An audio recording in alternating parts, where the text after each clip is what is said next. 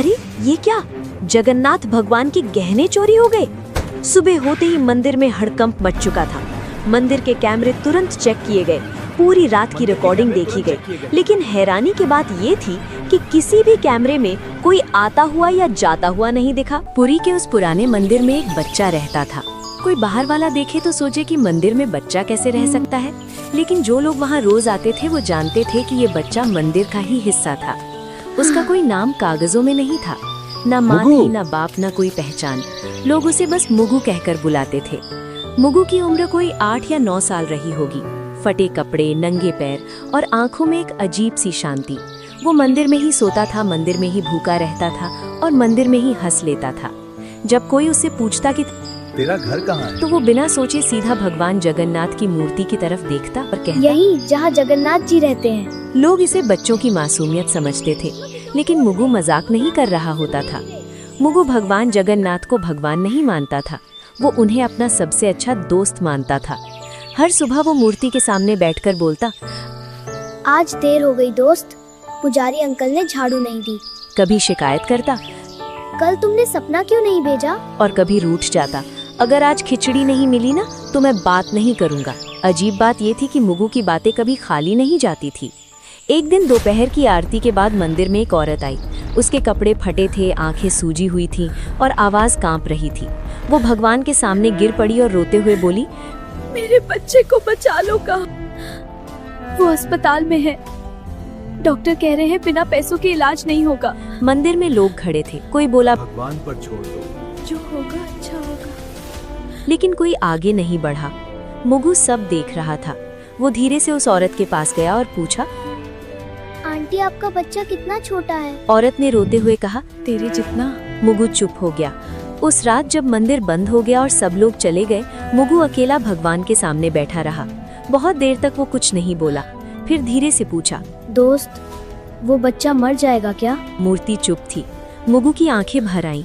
उसने कहा, अगर उसके पास माँ है तो उसे क्यों ले जाओगे?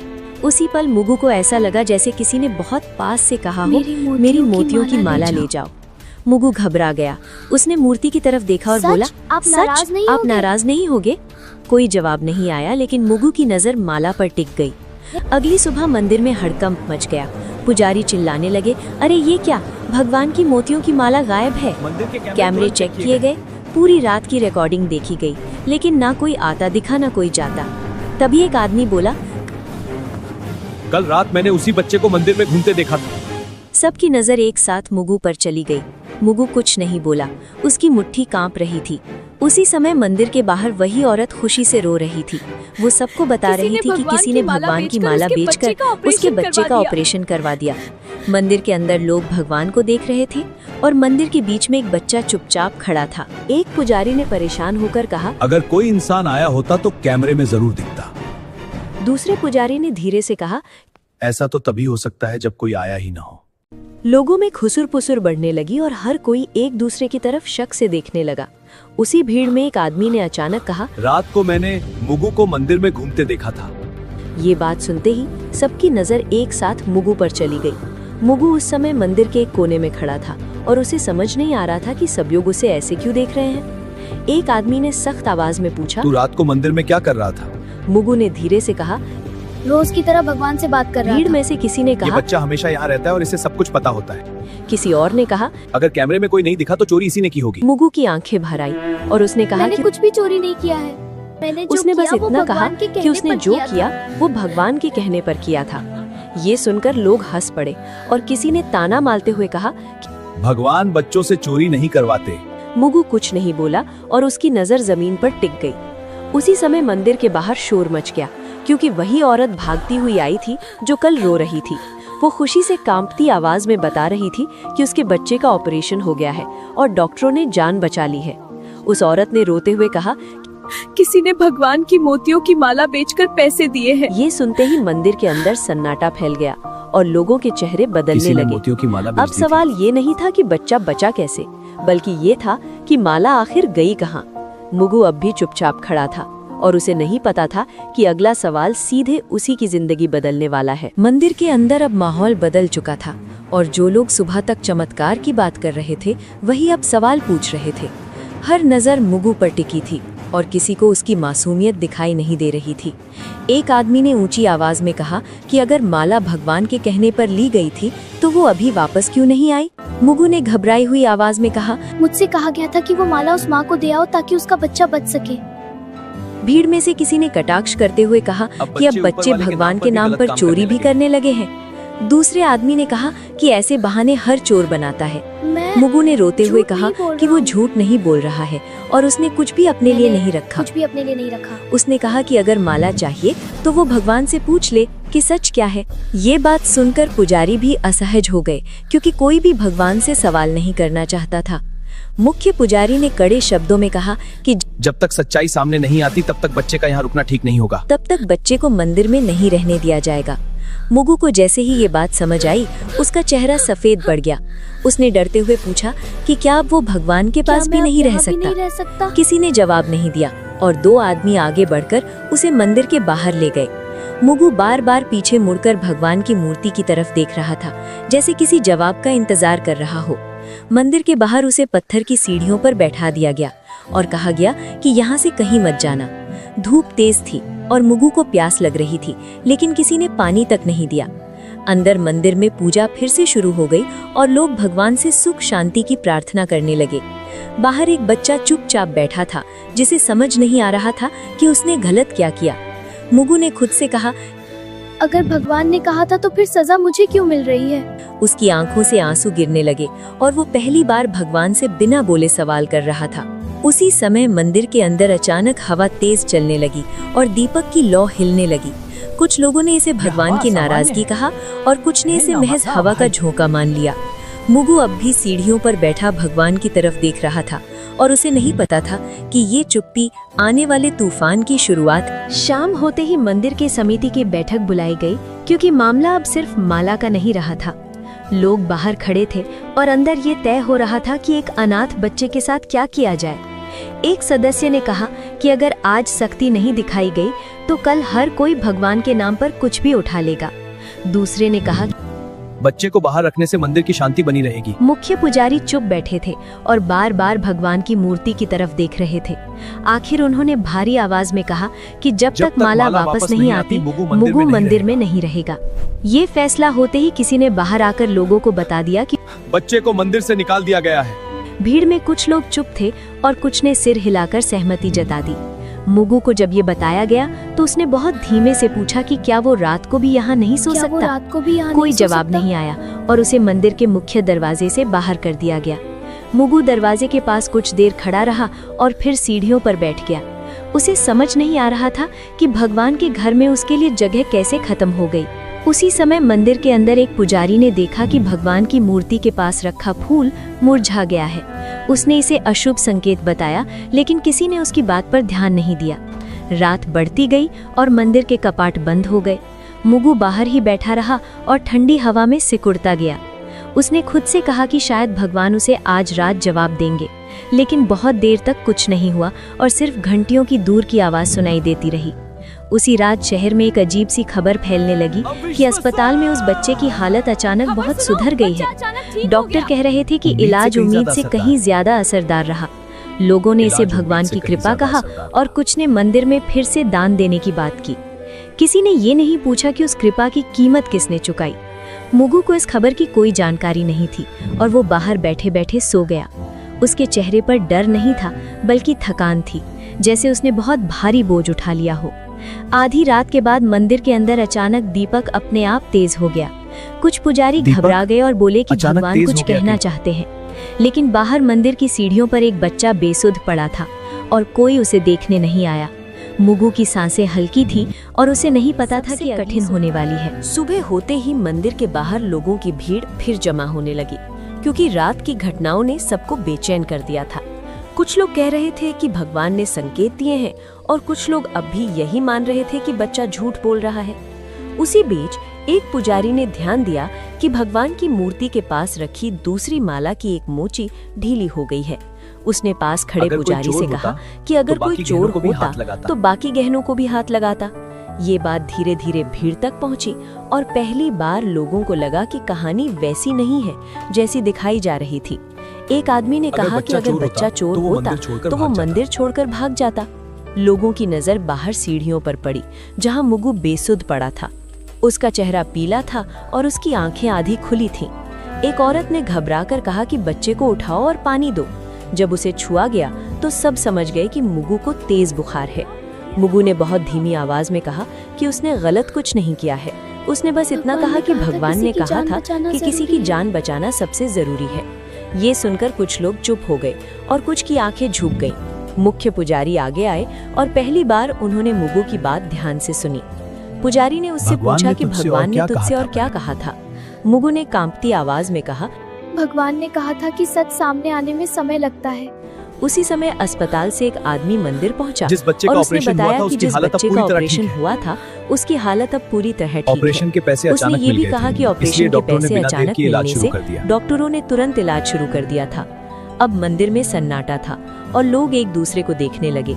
सबको समझ आ रहा था कि अगर माला न गई होती तो शायद वो बच्चा आज जिंदा न होता। लेकिन सवाल अब भी वही था कि माला मंदिर से बाहर कैसे गई। किसी ने फिर से कैमरे देखने की बात कही। जब कैमरे दोबारा चेक किए गए तो एक अजीब बात सामने आई। रात के ठीक उसी समय जब माला गायब हुई थी, सभी कैमरे कुछ सेकंड के लिए अपने आप बंद हो गए थे। टेक्नीशियन ने कहा कि ये आम बात नहीं है और बिजली में कोई दिक्कत भी नहीं हुई थी। लोगों के चेहरे पर डर साफ दिखाई देने लगा। मुख्य पुजारी ने भारी आवाज में कहा कि अगर ये सब सच है तो ये चोरी नहीं थी। उन्होंने कहा कि ये किसी की परीक्षा हो सकती है। मुगु को उठाकर अंदर लाया गया और पहली बार उसे भगवान के सामने बैठाया गया। उसने थकी हुई आंखों से मूर्ति को देखा और बहुत धीमे से कहा कि उसने वही किया जो दोस्त ने कहा था। लोग चुप थे और किसी के पास कहने को कुछ नहीं था। सबको लग रहा था कि सच्चाई सामने आ रही है, लेकिन अभी पूरी नहीं हुई है। मंदिर के अंदर अब सन्नाटा था, लेकिन उस सन्नाटे में भी कुछ लोग सच को मानने के लिए तैयार नहीं थे। एक सदस्य ने कहा कि कैमरे बंद होना तकनीकी गड़बड़ी भी हो सकती है और इसे चमत्कार मान लेना ठीक नहीं है। दूसरे ने कहा कि अगर आज बच्चे की बात मान ली गई तो कल कोई और भी भगवान का नाम लेकर चोरी करेगा। ये बातें सुनकर कुछ लोग सहमति में सिर हिलाने लगे।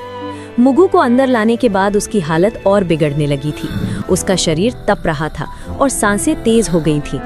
एक पुजारी ने कहा कि बच्चे को डॉक्टर के पास ले जाना चाहिए, लेकिन समिति के एक आदमी ने कहा कि पहले सच्चाई तय होनी चाहिए, इलाज बाद में भी हो सकता है।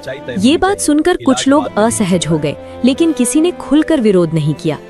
मुगु ने आंखें खोलकर बहुत धीमे से कहा कि उसे अब डर नहीं लग रहा है। उसने कहा कि अगर वो बाहर ही मर जाता तो भी उसने सही काम किया होता। ये सुनते ही मंदिर के अंदर खड़े कुछ लोगों की आंखें भर आईं। उसी समय एक आदमी जोर से बोला कि अगर बच्चा इतना ही सच्चा है तो भगवान उसे क्यों नहीं बचा रहे। ये सवाल ऐसा था जिसे कोई सुनना नहीं चाहता था। मुगु ने कमजोर आवाज में कहा कि भगवान हमेशा किसी को बचाने नहीं आते। उसने कहा कि कभी-कभी भगवान चाहते हैं कि इंसान सही फैसला ले। ये बात सुनते ही मंदिर में कुछ लोगों को गुस्सा आ गया। एक आदमी ने कहा कि ये बच्चा भगवान बनकर बोल रहा है। मुगु ने बहुत मुश्किल से मुस्कुराते हुए कहा कि वो भगवान नहीं है, बस दोस्त की बात बता रहा है। उसकी आंखें धीरे धीरे बंद होने लगी। उसी समय बाहर से आवाज आई कि एम्बुलेंस आ गई है। कुछ लोग राहत की सांस लेने लगे और कुछ अब भी खड़े रहे। जब मुगु को उठाकर बाहर ले जाया गया तो मंदिर के अंदर अचानक तेज हवा चली। दीपक की लौ एक पल के लिए सीधी खड़ी हो गई। कुछ पुजारी डर गए और बोले कि अब देर हो चुकी है। किसी ने पूछा कि किस बात के लिए देर हो चुकी है, लेकिन कोई जवाब नहीं आया। मुगु को एम्बुलेंस में डाल दिया गया और दरवाजा बंद हो गया। उसकी उंगलियां ढीली पड़ रही थीं और उसकी सांस बहुत हल्की हो गई थी। मंदिर के अंदर लोग अब भी बहस कर रहे थे कि सच क्या है। उसी समय एम्बुलेंस के सायरन की आवाज दूर होती चली गई। मुख्य पुजारी ने भगवान की मूर्ति की तरफ देखा और पहली बार उनकी आंखें भर आईं। उन्हें समझ आ गया था कि सही और गलत के बीच का वक्त बहुत कीमती होता है। एम्बुलेंस के जाते ही मंदिर के अंदर एक अजीब सी खामोशी फैल गई और बहस अपने आप रुक गई। लोग एक दूसरे का चेहरा देख रहे थे, जैसे सबको अचानक समझ आ गया हो कि अब शब्द बेकार हैं। कुछ देर बाद अस्पताल से फोन आया और मुख्य पुजारी ने कांपते हाथों से कॉल उठाई। डॉक्टर ने बताया कि बच्चे की हालत बहुत नाजुक है और अगला 1 घंटा बेहद अहम है। ये सुनते ही मंदिर में मौजूद कई लोगों के चेहरे पीले पड़ गए। किसी ने धीमे से कहा कि अगर हमने उसे पहले भेज दिया होता तो शायद हालात अलग होते। एक आदमी ने गुस्से में कहा कि अब पछताने से क्या फायदा, जो होना था वो हो चुका है। लेकिन उसकी आवाज में भी भरोसा नहीं था, सिर्फ डर था। हो चुका है। उसी समय वो औरत फिर मंदिर पहुंची, जिसका बच्चा अस्पताल से बचकर लौटा था। उसने मुगू के बारे में पूछा और जब उसे सच बताया गया तो वो जमीन पर बैठ गई। वो रोते हुए बोली कि अगर उसका बच्चा बचा है तो उसकी वजह वही अनाथ बच्चा है। उसने कहा कि वो माला नहीं थी, बल्कि भगवान का भरोसा था जो बिक गया था। ये सुनकर मंदिर में खड़े किसी की हिम्मत नहीं थी कि उस औरत की आंखों में देख सके। उसी वक्त अस्पताल से दोबारा फोन आया और इस बार आवाज और भी गंभीर थी। डॉक्टर ने बताया कि बच्चे की सांसें बहुत धीमी हो रही हैं और शरीर जवाब दे रहा है। मुख्य पुजारी ने बिना कुछ बोले फोन रख दिया। उन्होंने पहली बार साफ शब्दों में कहा कि ये सब किसी चोरी की कहानी नहीं थी। उन्होंने कहा कि ये परीक्षा थी और हम सब उसमें फेल हो गए। उनकी आवाज में गुस्सा नहीं था, सिर्फ टूटन थी। कुछ लोग रो पड़े और कुछ बस दीवार की तरफ देखते रहे। हर किसी को लग रहा था कि अगर समय को थोड़ा पीछे किया जा सकता तो सब कुछ। मंदिर के बाहर अचानक तेज हवा चली और धूल उड़ने लगी। कई लोगों ने इसे भगवान का संकेत माना, लेकिन अब किसी के पास जवाब नहीं था। अस्पताल से आखिरी बार फोन आया और इस बार लाइन के उस तरफ सिर्फ सन्नाटा था। कुछ सेकंड बाद डॉक्टर ने कहा कि उन्होंने पूरी कोशिश की, लेकिन बच्चा नहीं बच पाया। ये सुनते ही मंदिर में खड़े कई लोग जमीन पर बैठ गए। किसी ने भगवान को दोष नहीं दिया, क्योंकि अब सब समझ चुके थे कि गलती कहाँ हुई थी। मुख्य पुजारी ने भगवान की मूर्ति की तरफ देखा और बहुत धीमे से कहा कि हमने बहुत देर कर दी। उन्हें एहसास हो गया था कि इंसान जब फैसले टालता है तो किसी और को भुगतना पड़ता है। मुगू के जाने के बाद मंदिर में पहली बार ऐसा हुआ कि भीड़ होने के बावजूद कोई शोर नहीं था। लोग दर्शन के लिए आ रहे थे, लेकिन किसी के चेहरे पर वो पुरानी श्रद्धा नहीं दिख रही थी। मुख्य पुजारी ने आदेश दिया कि उस दिन कोई उत्सव नहीं होगा और मंदिर में सादगी रखी जाएगी। कुछ लोगों ने राहत महसूस की, लेकिन कुछ को लगा कि ये सब दिखावा है। उसी दिन शाम को खबर फैली कि अस्पताल में उस बच्चे की मां अब भी बैठी रो रही है। उसने कहा कि उसका बच्चा तो बच गया, लेकिन जिस बच्चे ने उसे बचाया वो चला गया। ये बात सुनकर कई लोग पहली बार घर जाकर चुपचाप रोए। किसी ने किसी को नहीं बताया, लेकिन हर किसी के भीतर कुछ टूट चुका था। अगली सुबह मंदिर के एक कोने में सफाई करते समय एक पुजारी को फर्श पर कुछ पड़ा मिला, जिसे मुगू हमेशा अपने पास रखता था। पोटली खोली गई तो उसमें कोई पैसा नहीं था, कोई खिलौना नहीं था। उसमें बस एक पुरानी रुई की माला थी और एक कागज का टुकड़ा। कागज पर मुगू की टूटी फूटी लिखावट में लिखा था कि अगर भगवान की माला वापस आ जाए तो किसी को सजा मत देना। उसने ये भी लिखा था कि दोस्त ने कहा है कि सही काम का इनाम हमेशा जिंदा रहना नहीं होता। ये पढ़ते ही मुख्य पुजारी की आंखें भर आईं और उन्होंने कागज चुपचाप मोड़ लिया। उन्होंने किसी को वो पंक्तियां जोर से नहीं पढ़कर सुनाई। एक और अजीब बात हुई जिसे सबने महसूस किया, लेकिन कोई बोल नहीं पाया।